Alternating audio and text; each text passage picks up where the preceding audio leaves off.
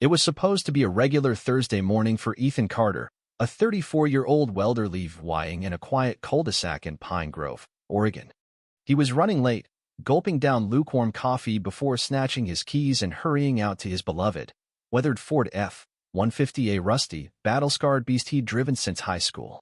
It wasn't much to look at, but it was tough as steel and built to last. Ethan loved it. His neighbor, Margaret Hayes, did not. Margaret, the self-proclaimed overseer of the neighborhood and guardian of curb appeal, had been waging a silent war against Ethan's truck for years. She called it a blight on the block, claimed it tanked property values, and once slipped a noise complaint into his mailbox on a Saturday afternoon. Ethan always brushed her off with a grin and a wave until that morning. As he tossed his lunch onto the passenger seat and backed down his sloped driveway, something felt wrong. The engine growled, the air was crisp, but there was a strange tension, like the calm before a storm. He'd later wish he'd trusted that gut feeling, because in less than a minute, his life would teeter on the edge, and someone in the neighborhood wanted him gone. As Ethan eased down the driveway, the truck rolled smoothly until he tapped the brake. Nothing. His foot slammed to the floorboard, meeting only a sickening void, no resistance, no grind, just dead space where the brake should have been. He blinked, pressed again, harder. Still nothing. Panic surged like wildfire. The old F-150 gained speed, barreling down the steep residential hill like a runaway freight train. Ethan's breath caught. He yanked the emergency brake and wrenched the steering wheel right, desperate to halt the momentum. Tires screeched as the truck jumped the curb, smashing through a wooden fence and missing a mailbox by inches. A ceramic garden gnome shattered under the front tire in a puff of dust. Somewhere, a neighbor yelped. The truck finally lurched to a stop, engine sputtering, hood steaming. Ethan sat frozen, hands gripping the wheel, body trembling like he'd sprinted a mile.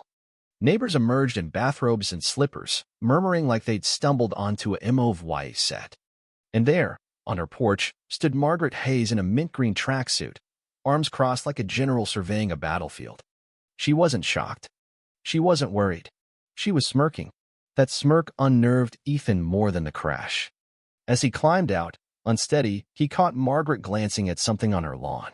His eyes followed a pair of pruning shears tucked behind her prized azaleas. A second later, she nudged them out of sight with her foot, smooth and deliberate. Ethan's stomach churned. Still shaken, he called his mechanic, Jake Larson, a grizzled engine guru and old friend. The truck was towed to Jake's shop that afternoon. Ethan expected a worn hose or bad piston. What he didn't expect was Jake's shaky voice on the phone. "You sitting down?"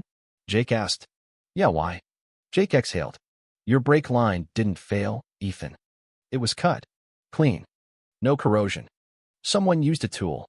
The word sabotage hit Ethan like a punch. He stared at the phone, speechless.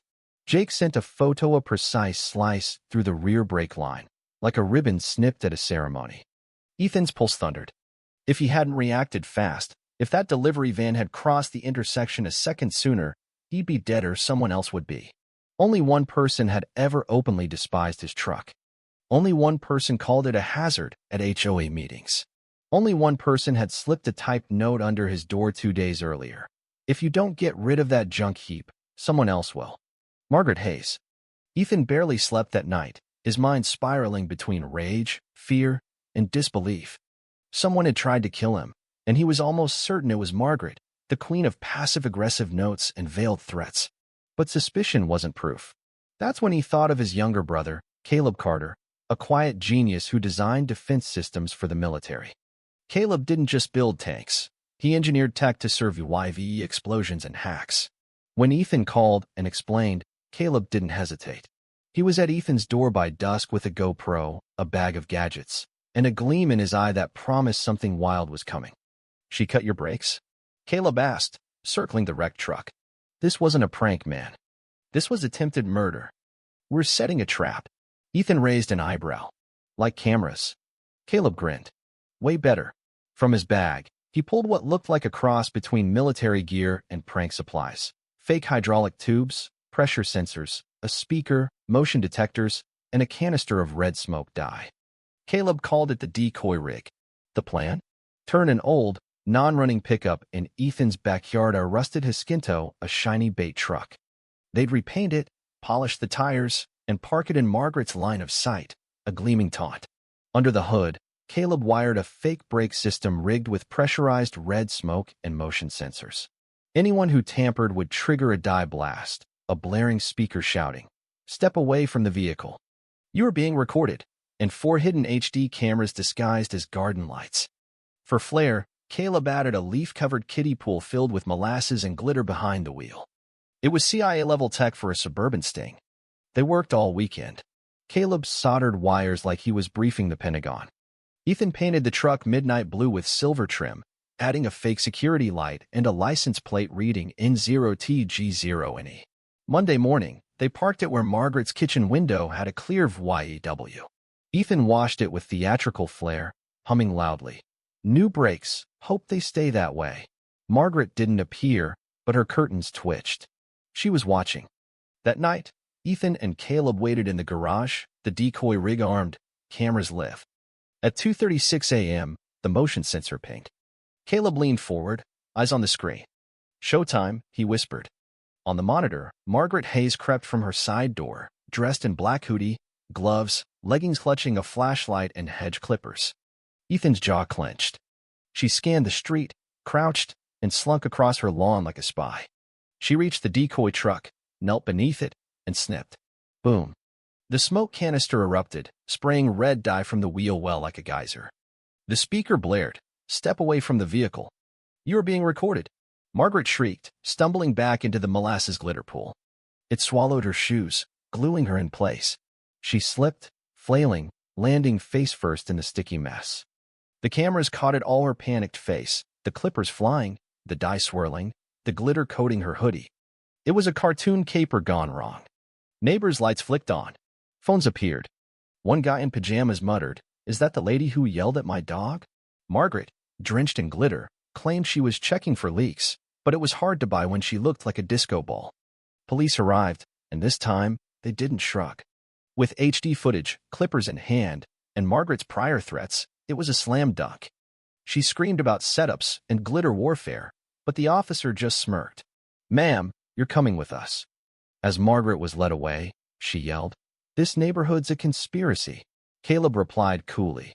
Operation Sparkle was a success. The next morning, Ethan braced for glares but got cheers. Neighbors clapped from their porches, one whispering, "About time." The HOA's Facebook group exploded with videos of Margaret's glitter tumble, some set to epic music. Ethan became a local legend, but Margaret doubled down, posting a 1,000-word rant accusing Ethan of militarizing his driveway. It backfired. Her phrase, "glitter-based entrapment," became a T-shirt slogan. Then came her lawyer's letter, suing Ethan for emotional distress and tactical glitter. Ethan handed it to Caleb, who grinned. "Let's countersue." Ethan hired Lauren Pierce, a no-nonsense CIVYL attorney. When she saw the footage and Margaret's note threatening the truck, she said, "We'll bury her in EVYDANK." Lauren filed a countersuit for endangerment, sabotage, and trauma, backed by mechanic reports, towing bills, and therapy receipts. The HOA, under pressure, voted unanimously to suspend Margaret. Ethan and Caleb attended the meeting in HOA Rebels T-shirts. Margaret's meltdown about weaponized landscaping sealed her fate. The CIVYL suit gained steam, and Ethan became a symbol of resistance. Neighbors shared their own Margaret story, fines for trash cans, threats over mailboxes. Ethan wasn't just fighting for himself anymore. The trial was a spectacle. Caleb presented a 3D animation of the sabotage, complete with sound effects and a slow-mo replay of Margaret's glitter plunge. The judge called it the most thorough EVYDANK I've ever seen. When Margaret moved out, the street exhaled. No speeches, just a MOVYing truck and silence. That night, the neighborhood threw a block party, grills, a bounce house, and a projector playing Margaret's fiasco, the highlight reel. Cupcakes had tiny edible clippers. A sign read, "Peace Party, glitter optional." Ethan's truck, reborn with a new paint job and a brakes intact decal, roared prouder than ever. Caleb's parting gift? A tank-shaped mailbox with a plaque, "Mail secured, brakes not included." Weeks later, the HOA added the Margaret rule to prevent power abuses. Ethan declined a board seat but suggested a fair replacement. He wasn't just a guy with a truck anymore, was a protector of his community. Justice isn't always a gavel. Sometimes it's a rusty pickup that refuses to budge. Ethan learned that standing up sparks change. If you face a Margaret, document everything, stay calm, and know your rights.